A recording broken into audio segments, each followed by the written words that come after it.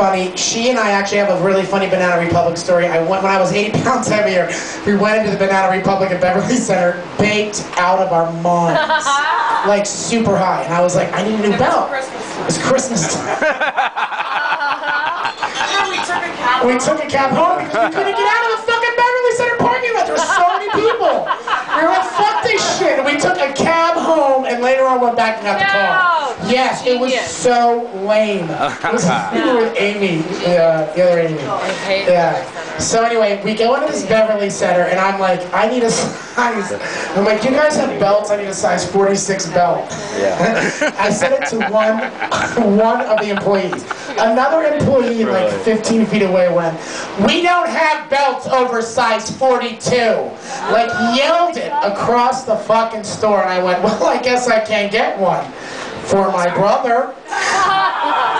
And I walked out. And Amy and I, we went to Aunt Annie's and ate something. Is that what it's called? The pretzel place? Anyway. Annie Ann's. Annie Ann's. All right, put your hands together for a very funny, very southern, very dry. You might remember her from her role on 227. Ms. Amy. I did not go to Annie Ann's because I don't eat carbohydrates. At least I didn't then. I do now. I like to tell Michael he is so me 5 years ago. Yeah. When I was drunk all the time and skinny. I'm still kind of drunk all the time. All right, here's why. This makes me want to hurt someone, and you'll see why soon. I am going through a breakup. I want to put this microphone in my eyeball. I cannot believe I'm doing this again. I cannot believe I'm going through another breakup at this stage of my adult life. Here's why. Because I know how slutty single Amy is. Like, this is not my first time at the rodeo. Like, I know how this is gonna go down. I'm gonna be drinking every night till I puke and making out with unemployed actors / writers / spare me and saying yes to drugs. Ugh. It's gonna be 1998 again, doing some cocaine and I like being late for work every day, reeking of Febreze and piecing my night together via my text messages, and then the next thing you know, you wake up and you're the girl that fucked two guys in the same band. That has happened to me. If you need tickets to Hall & Oates, you just let me know. Fucking hook up. So like the cool part about my boyfriend breaking up with me is it was 2 weeks after my cat died, so that was cool. I was like, yeah, meow, exactly. Clovis and I were together 14 years. It was pretty serious. The boyfriend's name was John, but Clovis was my cat. I sent my ex-boyfriend like a week after we broke up. I was like, I miss you, and he was like, I miss you too, but I'd be lying to both of us if we got back together.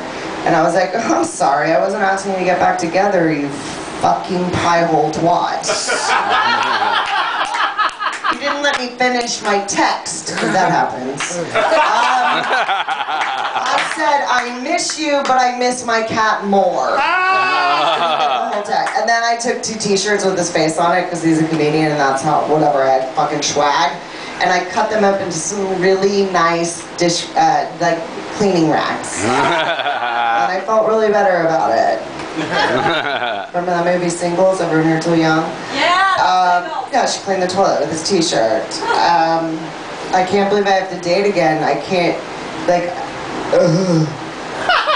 where are you from? How many siblings do you have? I mean, I'm just ready to tap out and just get a litter of kittens and call it a fucking day.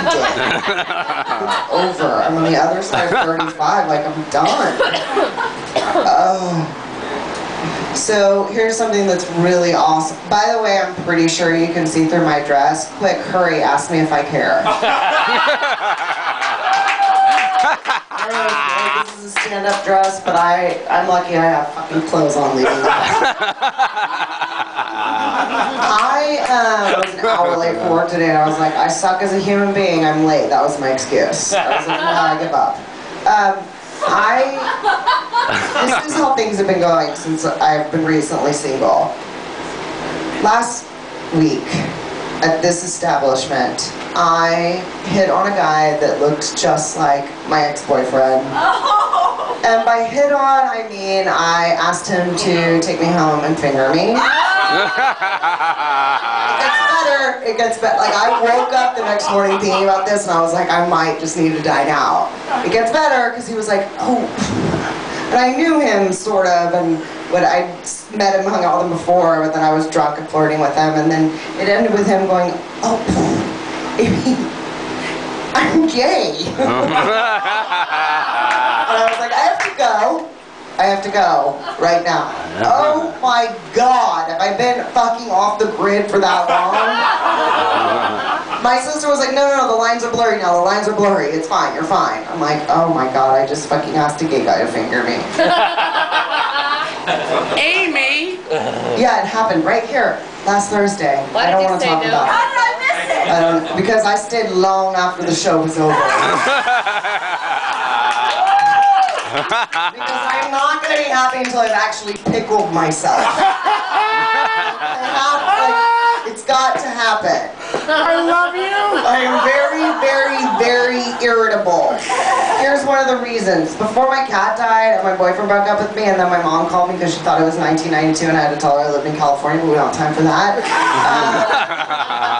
Right before all that happened, I work at the county hospital in LA because my life is awesome. And one of the fucking nurses in front of my ex-boyfriend, not this one, the other one, the doctor, that's another set of stories.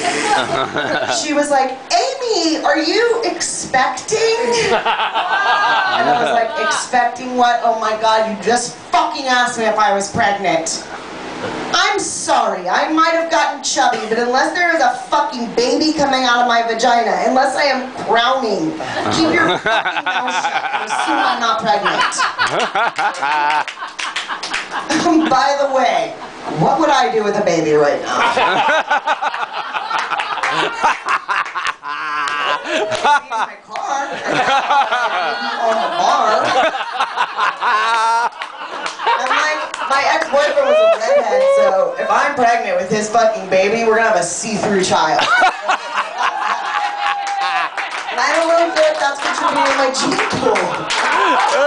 I need to get knocked up by like an Italian or like a Spaniard or like a mix up the gene pool. I'll give you my... You know what? He was the first Jewish guy. He was the first non-Jewish guy I dated in so long. So that was the problem. That was the problem. Or it was that time at my friend's birthday party that I drank so much and he drove me home and I puked and fell in it. And he had to scoop me up out of it. That might have been. I'm 36. I'm on par, right? Behavior. Am I good? Am I doing well? You're asking the wrong people, baby. Fuck, it's so depressing. Hey. Amy talked about Michelle Bachmann, and I would like to too, because my life is depressing, and I would like to move on and talk about something topical. I was like, I kind of have an idea for like to talk about Michelle Bachmann, so I put into Google Michelle Bachmann quotes, and let me tell you, the internet went afire. Endless. I was like, I can't even get through this. I'm at work right now.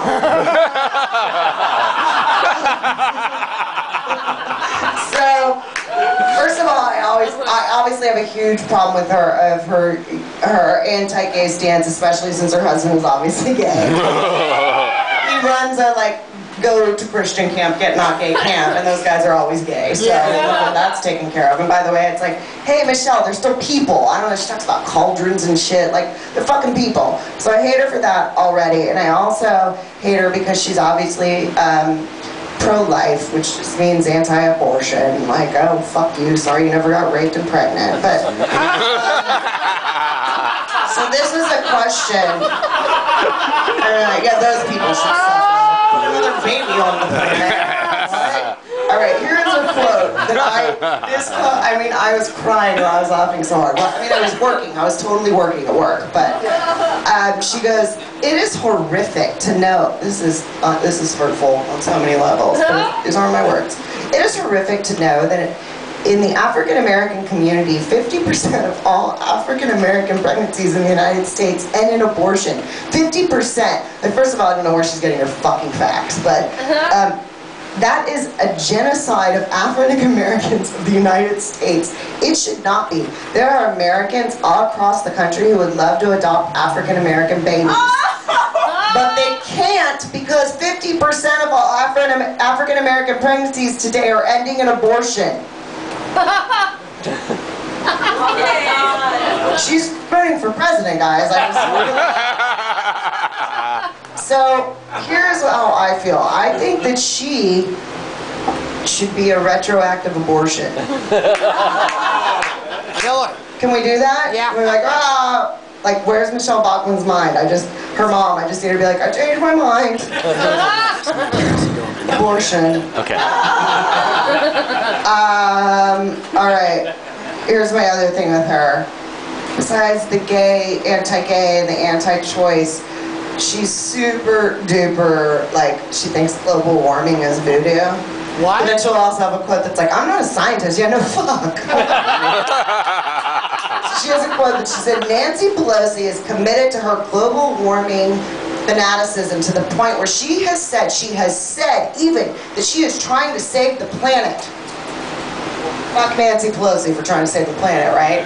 And then she goes, we all know that someone did that 2,000 years ago. Something that gets my fucking goat. It is recycling and being green. Because I am sorry, this is my earth fucking too. And if you are in front of me at the grocery store line, I will fucking bitch you out for getting plastic bags. I will. I'll do it. I've been thrown out of Ralph's before. I don't give a fuck. Here's the fucking thing. Plastic it doesn't even biodegrade. It photodegrades, which means whatever. It's in your food. Fuck you, fucking Michelle Bachmann. And here's what I'm doing. In my movement for recycling, I'm taking it to the next level, and I am only sleeping with people I have already had sex with.